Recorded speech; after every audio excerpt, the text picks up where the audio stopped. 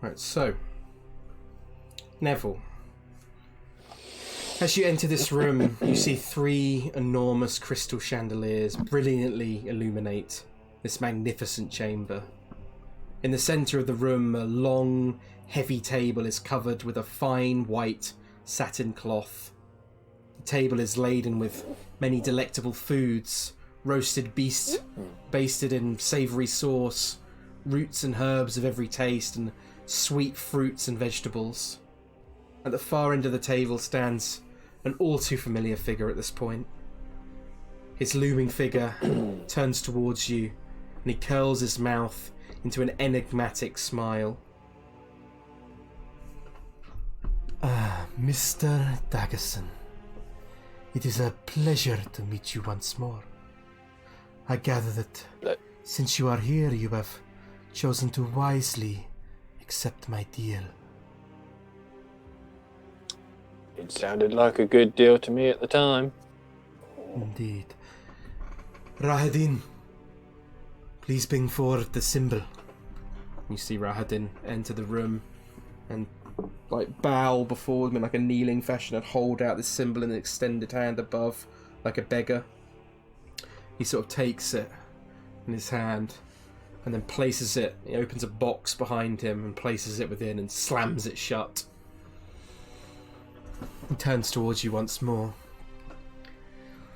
From the moment I laid my eyes upon you, Mr. Daggersen, I could sense quite clearly that you are not part of this merry little band called the Iron Oath. Well, no, I'm a man like yourself, pulling the strings, big man, He smiles and a grin. There's no warmth behind it. I do appreciate guests who behave as guests while they are here in my domain. Please, Mr. Daggersen, sit. There is no reason we cannot enjoy this moment before you go on your way. Don't mind if I do. As you said, a man of business, you would agree that this arrangement suits us both quite well, don't you think? As he says this, Neville's just going to assume and he's going to start picking bits of food and putting it on a plate. Yeah, he's happily. You see him sitting now. He sits down at the head of the table, kind of leaning back with his arm kind of resting on the side of the chair, and his other hand he's just turning this glass of red liquid over in his hand again and again. Mm-hmm. Please. Yeah, well, he's been living off of rations for a few days now. Yeah, it's delicious. This is amazing. It's really delicious. Well, them lot, they're getting into a lot of trouble, and I just don't have time for that. I've got other important things back home that I've got to, take care of. So, it only made sense, Indeed, a man of importance. I must ask, though, before your time in my land comes to an end, what do you make of the people you've travelled with? Do they still have hope as they so proudly walk across my domain? Yeah, I mean, they've all gone through their fair share of troubles, but as long as they've got each other, they usually keep one another together. Yeah, there's nothing taking them apart. He grins once more. He's like, as I am sure you are aware, Mr. Daggersen, since you are here, that hope is the armour for fools. Well, yeah, when if that's all we've got to go on, but I'm fairly confident in a gentleman like yourself offering such a delight of an offer. Indeed, you have, it is clear you have put a lot of thought into this, not relying on simple tales of legend and choosing to put your trust in something greater. Well, they're all just stories, aren't they? Just people telling each other, and over years they get, pretty ridiculous. Exactly. Besides, their crusade shall end the only way it can. Eventually, I shall grow bored of this game we play, and it shall be over. I have played it so many times before, after all. I once read something that a wise man gets more use from his enemies than a fool does from his friends.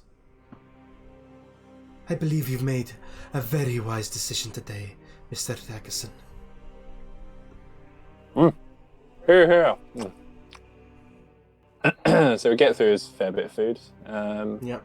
So, why did you bring us here anyway? He kind of smiles, leans back in his chair for a moment, and he's like, It is quite simple, Mr. Daggersen. Children have their playthings. Men have their women. And I have you. Well, I mean, no offence or nothing, but Barovia's, you could ask for a bit more. Well, you should sort of pop on over to Faerun instead, Maybe into Daggerford. I could show you around. Perhaps one day, Mr. Daggersen. But simply know for now that you are here because I willed it, and you exist because I allow it. And the Iron Oath, they will die because I demand it. Well, as you said, this is the game, and us two, we're the winners. he smiles once more. Quite, Mr. Daggersen. Well, when I do get back, if you ever fancy popping in, the doors are open. I do appreciate the offer. Kind of, as he does, he kind of stands from his seat slightly, and he sort of starts walking around the room, kind of looking at the art upon the walls and the tapestries that hang in this chamber. Did you know, Mr. Daggersen, that to leave Barovia requires either my permission or my life? So I've heard. The latter shall never be taken. The last man who tried as such now lives with a mind so utterly broken that he wanders the hillsides believing himself an elk. And well, the former. It is so rare. I grant the former to any guest within my domain. So I do hope you appreciate that, Mr. Daggersen. Absolutely, sir. I appreciate it. He moves behind you and is standing over you in the chair with his arms resting on top of it. And he kind of leans in. He's like, I hear each of your Iron Oath chatter. I listen to the conversations around your campfires. You all wonder why you are here. What brought you to this land? Perhaps it is fate. What a fascinating concept. What they fail to understand is there is no fate guiding them to this land. Like I said, there is no more reason than they are here than because I simply willed it to be.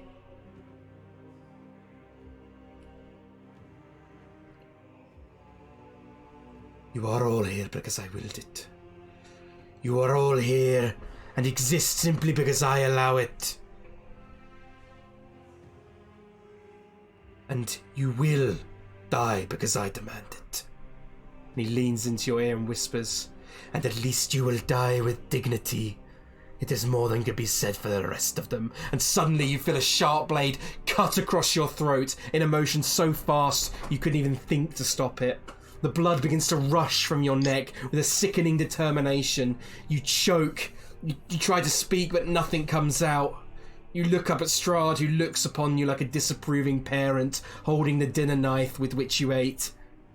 You feel every moment in your life flash before your eyes, every deal, every face of every man and women you ignored in the street. The face of your mother, grinning widely down upon you. You see, Mr. Daggersen, you will leave this land. I am a man of my word, after all. You will rise once more. The mist shall part at my command, and you shall go beyond them, to your home, to your hamlets, and there you shall show them your true face. But then you will return here, to me, as I will it to be so. You see, when you entered my lands, you were already dead. The mists fell about you like a funeral shroud, and in that moment, Barovia became your tomb. He licks the dinner knife clean, and then pushes your head into the table, and walks away. As you bleed out upon the table. And that is where we will end today's session. Holy fuck!